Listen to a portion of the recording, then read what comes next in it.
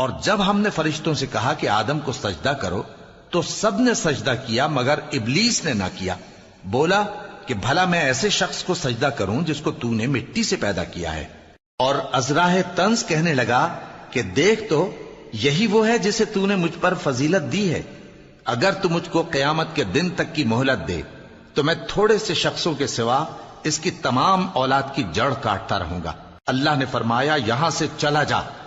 جو شخص ان میں سے تیری پیروی کرے گا تو تم سب کی جزا جہنم ہے اور وہ پوری سزا ہے. اور ان میں سے جس کو بہکا سکے اپنی آواز سے بہکاتا رہے اور ان پر اپنے سواروں اور پیادوں کو چڑھا کر لاتا رہے اور ان کے مال اور اولاد میں شریک ہوتا رہے اور ان سے وعدہ کرتا رہے. اور شیطان جو وعدے ان سے کرتا ہے سب دھوکا ہے. جو میرے مخلص بندے ہیں ان پر تیرا کچھ زور نہیں. اور اے پیغمبر تمہارا پروردگار کارساز کافی ہے. اور اب اللہ نے تم پر سے بوجھ ہلکا کر دیا اور معلوم کر لیا کہ ابھی تم میں کسی قدر کمزوری ہے.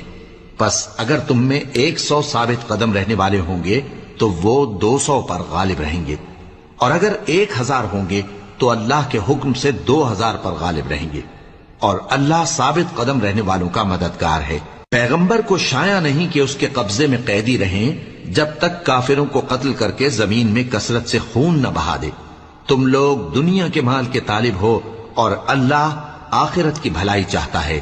اور اللہ غالب ہے، حکمت والا ہے. اگر اللہ کا حکم پہلے نہ ہو چکا ہوتا تو جو فدیہ تم نے لیا ہے اس کے بدلے تم پر بڑا عذاب نازل ہوتا. اب جو مال غنیمت تمہیں ملا ہے اسے کھاؤ کہ وہ تمہارے لیے حلال طیب ہے. اور اللہ سے ڈرتے رہو، بے شک. اور اے لوگو، جو چیز تم کو دی گئی ہے سو وہ دنیا کی زندگی کا فائدہ اور اس کی زینت ہے، اور جو اللہ کے پاس ہے وہ بہتر اور ہمیشہ باقی رہنے والی ہے. کیا تم سمجھتے نہیں؟ بھلا جس شخص سے ہم نے اچھا وعدہ کیا اور وہ اسے حاصل کرنے والا ہے تو کیا وہ اس شخص کا سا ہے جس کو ہم نے دنیا کی زندگی کے فائدے سے بہرہ مند کیا، پھر وہ قیامت کے روز ان لوگوں میں ہو جو گرفتار کر کے حاضر کیے جائیں گے. اور جس روز اللہ ان کو پکارے گا سو کہے گا کہ میرے وہ شریک کہاں ہیں جن کا تمہیں دعویٰ تھا.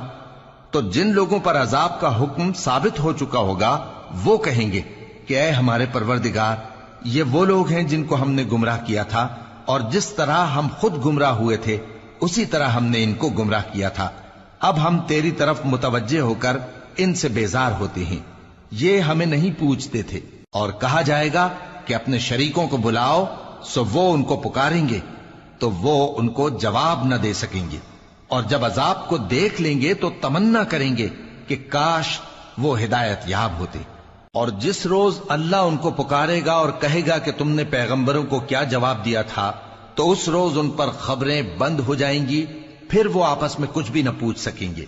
سو رہا وہ شخص جس نے توبہ کی اور ایمان لایا اور عمل نیک کیے تو امید ہے کہ وہ کامیاب ہونے والوں میں ہو.